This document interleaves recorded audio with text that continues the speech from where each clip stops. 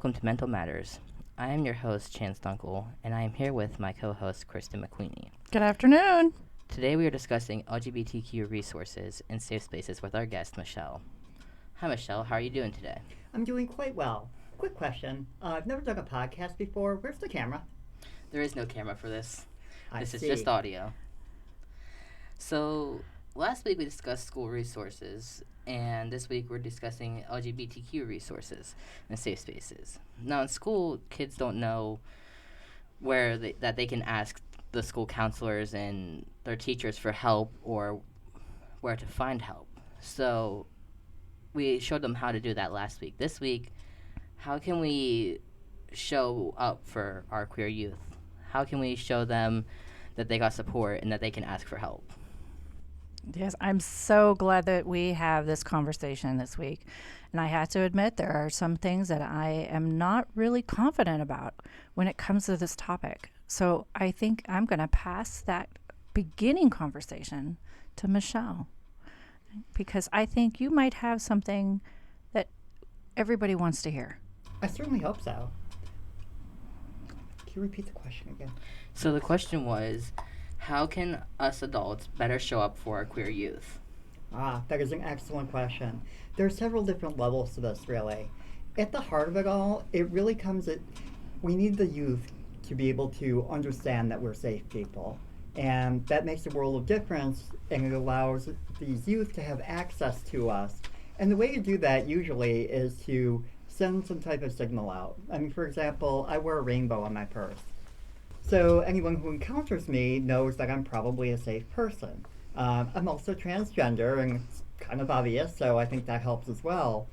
Anything we put out there in order to identify ourselves as someone who could be an ally, a safe person, someone who can provide help without judgment, is something that would enormously help this population. Kristen. I would just say that's really interesting, because I too have had several times where I've had the rainbow. And it's been very well displayed, and I have to say, though, sometimes it seems to be an attraction for an argument. Oh, that's very much true. I've been argued with quite a few times, told that I'm, promoting this awful lifestyle choice or that I'm grooming children. It's gotten pretty bad out there, to be honest, but from my point of view as an adult, it's our job to be protective of children, especially those who are so vulnerable, especially to issues such as bullying, suicide, and other mental health problems, simply on the basis of identity. So for those of us who are mature, have been through this, or an ally, it's on us to kind of take the brunt of that in order to protect our least able to protect themselves. Thank you. So you mentioned suicide, and another question that I was wondering was, how much more likely is a LGBTQ identifying youth to struggle with depression, anxiety, and thoughts of suicide and self-harm? It's very difficult. The trans population is usually the highest, and the attempted suicide rate is about 54%, with an astounding number actually completing.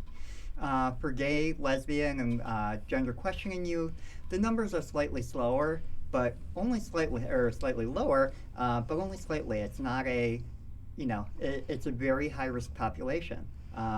In any case, in almost all environments, these children are going to be very much a minority in any group. All it takes is for a simple majority of the group to decide, we don't like these people, and life becomes hell for them. Children feeling that they have no other recourse, especially when they have families who are not supportive, go up in risk even more. That's why it's so crucially important that we as adults who are supportive put ourselves out there in order to reduce those numbers. So there's often youth who don't know that they can reach out to people, and I already asked the question of how can we show that we can be reached out to. We could do a better job of that. We could do a better job of showing up, but what if we don't feel comfortable? Is there like a way we can point them in the right direction? That's a good question. Everybody has to behave within their own level of comfort, right? Or it's not going to be very effective. The people we're trying to help are going to catch on to that. at that same time, I agree with you, we need to put ourselves out there a little bit more. And there's different ways of doing that. Sometimes we can do things like this, for instance, today, a podcast. We don't have to directly engage, but this is something that youth can find, can listen to, and understand that they're not alone out there. Others of us are more comfortable, physically getting out there. I personally have presented to LGBT clubs in local schools, and again, I find it, the feedback I've received is that it's very helpful to have multiple types of resources out there. And again, with especially with the younger population, everyone's going to have a different level of comfort in accessing these types of things. Some might be very shy, some might be very introverted, may not feel comfortable joining a club or otherwise exposing themselves. But for certain, they're out there looking for, for a sign of hope for what they can do. And honestly, in the online age, thank God that we have this technology now in order to do that. Things were very different when I was a child. I spent decades thinking I was a one of. Yes, it is definitely difficult to think that you are alone, that you are one of, and that you don't fit.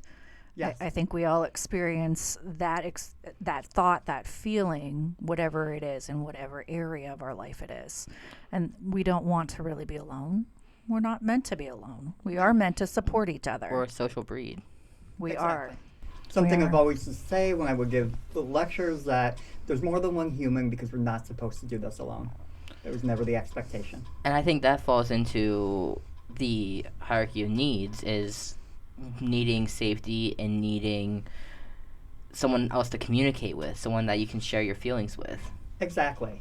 I think that's so important. Getting back to the hierarchy of needs developed by Dr. Maslow, don't remember the year. One of the things I've never completely agreed with, I like that safety is on the basic need, but I don't think it should be put above physiological needs. If a person has food, water, warmth, and rest, these are what we need to absolutely survive, correct? Without a sense of safety and security, these don't mean that much. You're absolutely correct. And in order to obtain food, water, warmth, and what was the last one? Rest. Mm-hmm. We need to have safety in order to rest. We need to be able to feel Yeah. safe to be able to go to sleep. Exactly. And if you're laying up at night and you're worrying, am I safe? Are my parents going to be mad at me? Is my community going to accept me? Then you're not going to be able to have any of your physiological needs met. That's absolutely correct. And that's part of mental health playing into it too. Oh, very much so. Very much so. Again, I think there's such a prevalence of mental health issues with this population isn't due to some, anything biological or physiological. I think placing a person, especially a child, into an environment where they don't feel that level of safety, they don't feel understood, they don't feel that their most basic needs are being met, it's going to have a devastating psychological impact. And I've worked in mental health for quite a while now, and I've seen it firsthand over and over and over again. And how does what emotions do we share and we experience when we're trying to combat with these challenging feelings and thoughts? Well, are we talking about the kids? The kids and parents both. Say I was your child and I came up to you and I said, "Mom, I'm gay." Okay. What thoughts might go through your head, and what do you think would go through your child's head? I think in the child's point of view, it's going to be very high anxiety.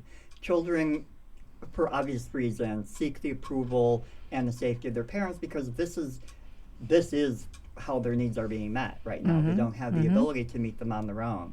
So in challenging the providers, it can be enormously anxiety producing, and if the needs aren't met, devastating and depressing. And honestly, I think a lot of unhealthy attachment styles end up developing because of this. From the parent's point of view, it's interesting. Most parents are not indifferent to this. It usually goes on one or another side of the spectrum. On the accepting side, we're like, oh, my child is gay. As a parent, my first thought would be, oh my God, is my child going to be okay? I understand the world that they're coming into. I understand the pressures that they're going to face, and I don't want that for them. And that's natural. It's very natural. For parents who aren't as accepting, I hate to say it, but usually, more often than not, it's usually due to deeply held religious beliefs that don't allow for this type of thing. At the end of the day, though, I think either type of parent, if they have any interest in the well-being of their children, and I believe they do, but they need to take it seriously and at least put some form of acceptance out there and let their child know that their needs are going to be met, they're safe. So with an accepting parent, way easier, right? Because, like, I'm scared for you, but I'm going to help you every way I can. Mm-hmm. For a parent who's not so accepting, it can be more difficult. You're like, well, you can still live here, but, and once conditions are put on the relationship, it inevitably sours. Absolutely. And I think we've seen a little bit more, as you said, being present, being out there in the public. I know Jamie Lee Curtis has very boldly said, this is my life, take it or leave it, but this is my life. This Right. is my child. Yes.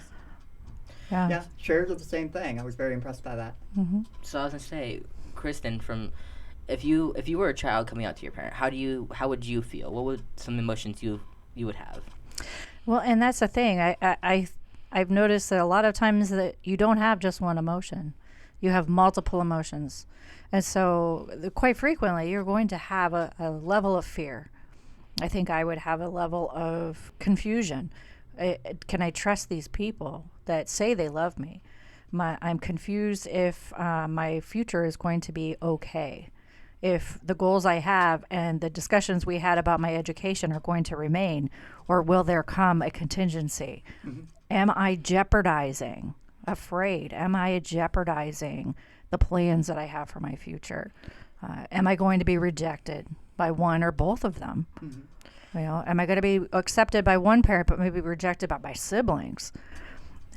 So I think these are all big feelings, and I think these are when mental health plays in and they start getting depressed, they get anxious, they're not sleeping at night. So where are some places that they can reach out for support? Like, who can they contact? Say they're laying in bed at the middle of the night and they're extremely, like, worried, they can't sleep, they feel like everything's going downhill and they're not going to be around much longer. Who can they contact to, show support, to get care? At present time, I don't feel that there are nearly enough resources out there. I believe we have this amazing tool called the internet where we can make it so. We can create many more hubs, many more easy ways for kids to reach out. I mean, Crisis Services has done a great job with that. We have National Suicide Prevention all over. People know how to access it. The numbers everywhere. Having such a thing for LGBT youth, I think, is as critically important, especially mm-hmm. being the most at-risk population for self-harm or worse. So if we all work together, or if someone were to, initiate a project, do you think there are people who would jump in to help boost that project? Absolutely. I know I would. And I think a lot of other people are too. What I've tended to notice in this community is that there's a lot of people who really, really want to help, but they don't know how. So what the movement really needs is some sort of leadership in order to push these things forward. Many people volunteer, just tell me what to do, boss, and they're there, they're ready, they want to know what to do, but they're not as such able to necessarily think of the solutions themselves. And I think that brings up a good point on how we can be allies. Mm-hmm. I know for myself, I am trying to learn more and more every day. What is it that I don't know? What is it that would be a better fit? Something like even my language, trying to make sure I'm being smart and conscientious about what I'm saying, how I'm saying things. This kindness. I think sometimes we get confused between kindness and control. We're being kind to use proper language with each other. My name is Kristen. I like to be called Kristen. If somebody called me Heather, I might be a little upset. Yes, and if they kept doing it, I'd be really upset. So I think we can all relate to kindness in language. Absolutely. So I was going to say maybe we can make it like a conscious practice to introduce ourselves to someone, ask them what their name is and what they prefer, what pronouns they prefer. Maybe I completely agree, and I don't think this should be so hard. I mean, in our society for ever really, it's not uncommon to say like, well, my name is John, but I go by Jack. And everybody's like, okay, how you doing, Jack? And they call you Jack from then on. If my name was Michael and now I have transitioned and I'm Michelle, again, should be the same thing, same principle. Mm-hmm. So that kindness is so much needed. Yes. So if we made it like a conscious effort to identify ourselves and then ask how they identify, that could be a positive way to show, hey, I'm safe. Yes. Hey, I'm not going to, come at you for who you are. Exactly. When I was working in mental health, one of the things I would do always when a new client came in, I would ask, okay, what pronouns do you use? And seeing the visible relief on some faces was so gratifying to see. It was usually younger people who came into my program, and when I would ask the question, all of a sudden, like, okay, this is a safe place. This is a place where I can relax and be myself. I know I've been to a few places who haven't did that. How could we communicate with them to see if they could implement that? That's a great question. I think we need a lot more community organization in that area to kind of spread the word to organizations, especially those in the helping profession.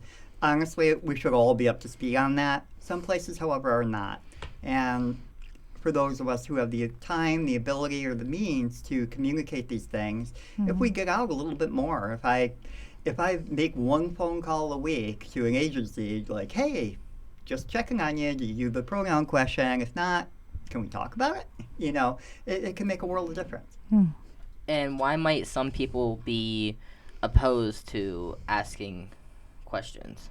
Again, oftentimes it goes back to personal beliefs. And as you know, there's a huge dichotomy in the country right now. There are people who believe that, this is the way I am. I'm born this way, which has mountains and mountains and mountains of evidence behind it. And then there are people who feel that their personal opinion is equal to that and are willing to, for lack of a better term, die on that hill. So what we need to open up that line of communication. Yes.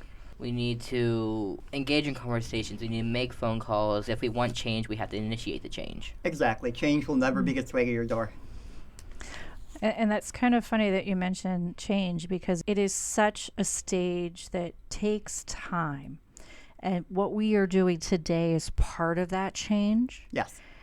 And it will have a ripple effect. That is the hope. Change is slow. And again, going by the, you've all heard of the butterfly effect. The one flap of butterfly's wing eventually accumulates in a hurricane. And this is sort of the same principle. Every little thing we do right now, it creates resonance. It creates a sense in the community that, like, okay, this is something people really do care about. And that filters down. And especially our younger population really needs to have that feeling. It's scary out there. And those of us who provide hope, it makes a difference. It definitely does. I was a queer youth in foster care, and until I came around the people that showed me love and acceptance, I wasn't sure I belonged. And, I mean, even over the last year and a half, you've helped show me I belong. Oh, thank you. And there's plenty of people who are willing to. They just need to know that it's okay. I feel like some people don't understand that it is okay to show acceptance and encouragement and support. But I think a lot of people feel like they can be overbearing. Okay. And so how can we show our support without being overbearing? That is a great question. The way I feel about that is there is a tendency like, all right, somebody younger is coming to me. I want to help. I'm worried. My intentions are pure. I'm worried about their health and well-being and safety and sense of purpose in the world. However, sometimes as adults we think, but I know better on how to do this. I know what you need. The best way we can really handle it is, again, like we tell whoever comes to us, we ask whoever comes to us, how can I help? What can I do for you? What do you need from me that I can provide you? Rather than try to take over the reins and say, here's what you got to do. as soon as we go into that, it becomes we're almost like parentifying ourselves to this child, and that's not our role. And I think we see that a lot in our mental health field. You've come to me, so I'm going to show you the way. I'm going to show you your options. And it is a partnership. We walk together. Yes. That is a much better fit. And all parties have a more comfortable level of disclosure when we partner. Absolutely. It's amazing, though, to me about how our community has changed over the decades. I grew up here in Erie. I was born and lived out in Northeast for decades, and I look back now and I think to myself, gosh, I can now identify several people who were hiding, who were afraid. And I think to myself, oh my goodness, how come I wasn't aware? Oh, because we weren't ready. Right. It wasn't safe. Yeah. I mean, honestly, I'm not that young. I went to high school back in the 80s. I went to an all-boys high school that was a highly homophobic environment. There were a lot of us in hiding there, and none of us knew it until like well into our college years. It wasn't safe. I would say I not as old as you guys. Hope you don't take offense to that. No, But I'm even, pretty old. But even when I was younger, it was not something we heard of. I mean, I had gay uncles and they were around, but it was just not something that we talked about. It was not something that anybody talked about. Right. Yeah. And see, for myself, I came from the other aspect where my family was very, very focused on their faith. Mm-hmm. And so if faith said yes, you said yes. If faith said no, you said no. And so I think there were plenty of times, even in my 20s, that my parents and I really butted heads on the simple things and on being kind. And, Yes. and I think to myself, oh my goodness, I know there's a lot of people and a lot of faith that talks about being kind, but it's hard, I think, for some people to break away from the patterns, to Yes. break away from the tradition, the family value, the family expectations. Yes. Honestly, it really breaks my heart when people focus their faith on what they don't like rather than lean back to compassion, to kindness, to doing unto others and things like that. Because when we focus on what ways we're controlling people, this makes me uncomfortable. I don't want people to do it. I think it's against God because I don't like it, so God doesn't too. It's losing the whole point of even having faith, I think. And I'm glad that our youth are talking more about this with themselves, amongst themselves, with each other across the world. I love that our youth are becoming more invested in their daily life, and they're speaking honestly with each other about their experiences to be supportive. So I know another thing that I didn't know what was until May of 2021 was gender affirming care. How do we explain what gender affirming care is, and where can we find it? That is an excellent question. Gender affirming care, honestly, if you read, if you go onto the internet or read CNN or watch news shows and that, it's in the news quite a bit where there's a huge backlash against this gender affirming care. All gender affirming care means is recognizing where the child is and helping them honestly survive it. Gender affirming care is saying, like, all right, I know your birth name is this. You prefer to be called this. I'm going to accommodate that because this is going to make your life easier, more bearable, and decrease the chance of you having, developing mental illness or severe depression or suicidality. Gender affirming care is also, again, it can be very proactive. It can include medical intervention, especially with trans kids.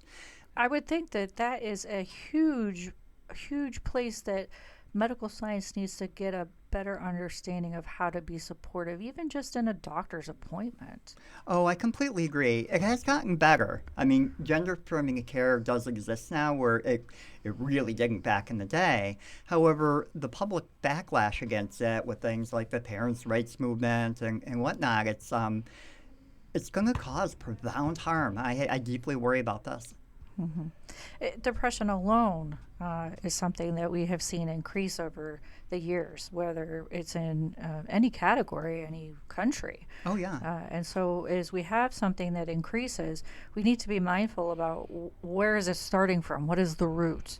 What is the root of the depression? What is the root of the anxiety? What is the root of the self-harm, if there is any? Yes. And addressing that is going to get us a better individual, a healthier individual, which is going to make our community healthier. And Exactly. I think the root of it is bullying because of differences.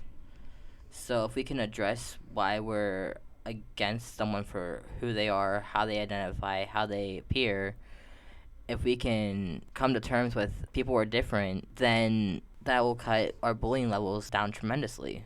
But what people don't understand also is bullying. When you're bullying because you don't feel comfortable with yourself. You're not proud of who you are.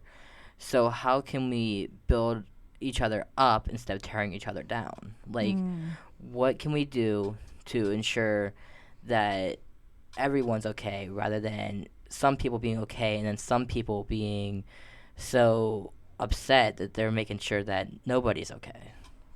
I think what I'm hoping for, and this is going to take quite a while to build to, is that we need a massive paradigm shift. Humans as a species, we tend to differentiate ourselves on like any matter of like, frankly, meaningless categories. Skin color, hair color, height, nationality, everything. Like none of these things actually matter. As If we- human beings, we're picking those categories and Right, we're we're picking creating those. them. What isn't said if we manage to have like, again, it would be a seismic shift where we start differentiating ourselves as to like, how much good are we doing in the world? The difference between, me and somebody else might be that like, I work in human services and they torture salamanders for a living, and then and be like, okay, yeah, I'm different from that person, but it's on more of a fundamental level and what kind of good we're putting out there rather than something very arbitrary. I often say of myself, like, I'm many things, and honestly, I think my being trans is the least interesting thing about me. And I think you bring up a good point. We all serve many different roles or have many different parts of who we are. Right. I love to crochet. I have 3 kids. I'm a mom. For me, it's one of my greatest efforts is being that parent to guide them. But I also am a daughter. I'm an employee. I'm a doctoral student. So there's lots and lots of parts of who I am. I don't understand why my gender is so important. Yes. Because There's so many other things that are interesting. I know, because it's so arbitrary. Why does it matter? Especially issues such as like a gender and sexual identity. There's absolutely no reason why it should matter at all to anybody but the person. There's none. It's an invented problem. And it's almost like when we're upset with people because of how they identify or how they appear, we're borrowing trouble because it's not really our problem. Exactly. It doesn't concern us. The only thing that we have to do is respect other people's choices. Exactly. And talking about those choices, I know in the training that I've had or the experiences that I've had, they talked about the Trevor Project, and they've talked about other connections for resources for youth. And I have to ask, how is the Trevor Project going in this area? Does anyone have a clue yet? I haven't really heard much about it. I mean, I know that I've seen it online, and people sometimes have fundraisers for them, but I haven't experienced anything with them yet. So Here in Erie, I've been part of a number of organizations now. Never even heard it brought up. And so, again, I think this is a topic that you had mentioned earlier, Michelle, that we really need to work on communicating and being out in public and making a conscious effort to discuss things. Yes, absolutely. Honestly, that's one of the reasons why Pride's so important. It might be like one day a year, but it's something that like allows everybody to see like there's people like me out there. They're living under the sun. They're celebrating, having a nice time. Nobody's being hurt. Nobody's being, nothing bad is happening. It's just a celebration of like, who we are, and we're just showing other people who don't feel safe yet that like, yes, there are people like me. I'm not alone. So very important. So I'm not sure if either of you heard about this, but I know a few years ago I was living in Pittsburgh with my grandparents, and there was a pride parade where a couple of people went there and they were wearing shirts that said "Free Dad Hugs" or "Free Mom Hugs." So like, I mean, I'm not saying you have to go out there and give people hugs and that sort of thing, but But I like hugs. Oh, me hugs too. are great, but that's not for everyone. Right. For people who like it, it's great that that's there. And honestly, like I'd love to be out there with a free mom hug T-shirt on. Let's say so, like, if we had adults that went there and were like, "I'll walk with you through the parade" or something like that, even that I feel like could boost youth spirits up. Oh, definitely.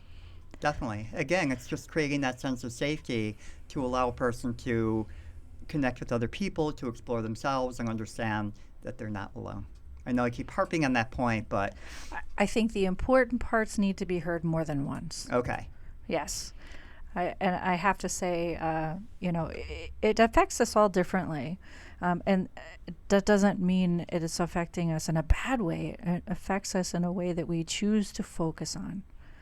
So my daughter is 19 years old. One of her best friends is declared himself as gay. And I'll tell you, he's got the best legs. Oh my gosh, I will never have legs that go with my shoes nearly as well as this friend. Okay? But he's amazing. He's amazing.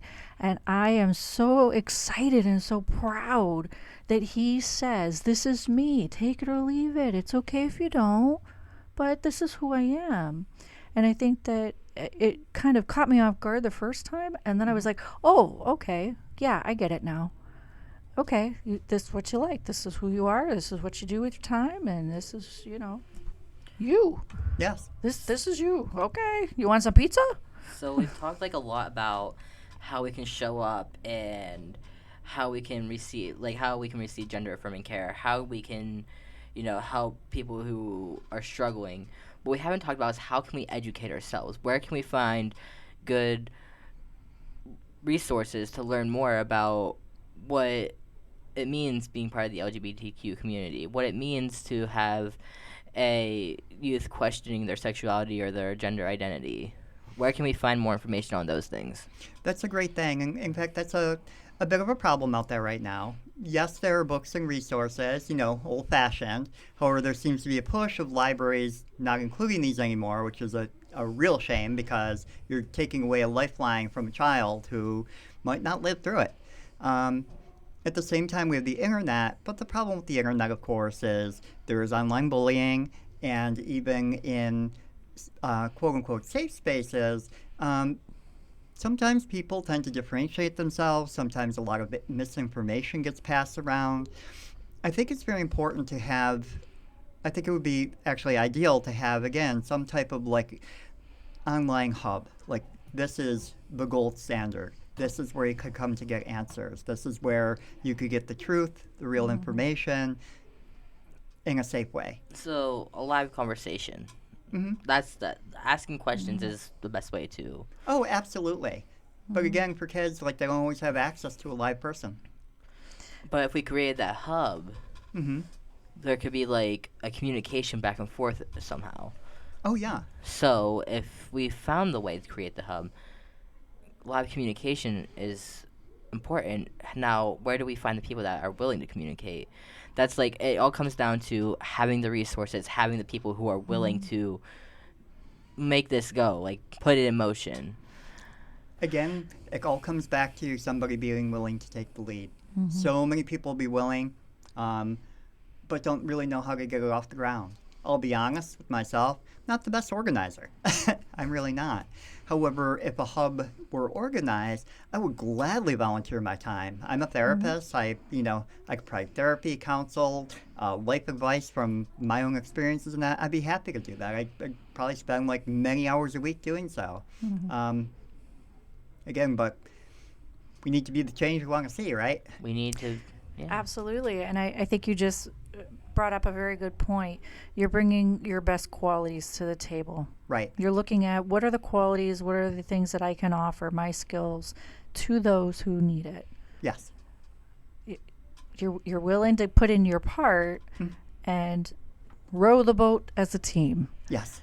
That's so important. Yes. And That's I so think there's so important. many people who'd be willing Yeah. in all aspects. I mean, especially kids who are disowned by their parents. I Mm-hmm. mean, what a devastating thing. What a horrible thing. I mean, I've worked with many adults who had that happen as children, and it broke them. I mean, honestly, it's child abuse in my eyes.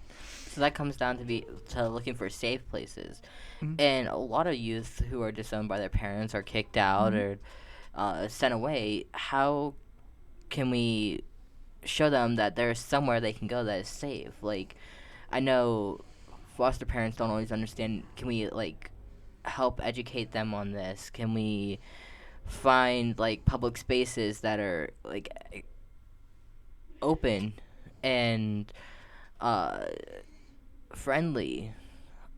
Because I know like you were saying about the library and them taking away the um LGBTQ Resources. resources. And I know schools, they're not always the easiest place because you have all the other youth around that are, oh, you look funny because your jacket, you look funny because your shoes. Like, where we need to make those places safe because you don't know what a child's walking into when they leave at night. Exactly. Exactly. I am hoping that the 988 number really offers a lot more as it gets taken off the ground. I hope so too. I think if we continue to maybe offer more training to those who are answering the 988, there's only 20 hubs across the United States right now. Wow. It's 1 year old. So we've got lots of opportunity for growth, and I can't help but wonder if that can be a better resource, a firmer resource for those who want to call about their mental health. I think it can be. My only question with that, I think, first of all, I think it's a wonderful idea. But again, I'm old. Looking at the youth population, are the kids we're trying to serve, are they going to make a phone call? Or are they going to look online or want to tweet or whatever we call it now? Well, I think that's a bonus with 988 is I believe you can text it too. Oh, really? Okay. And I know if you go onto the suicide prevention website, they have an option for like an online conversation, like an online chat. Oh, okay. Mm-hmm. I love that. Yeah. And I need to learn more about it, obviously.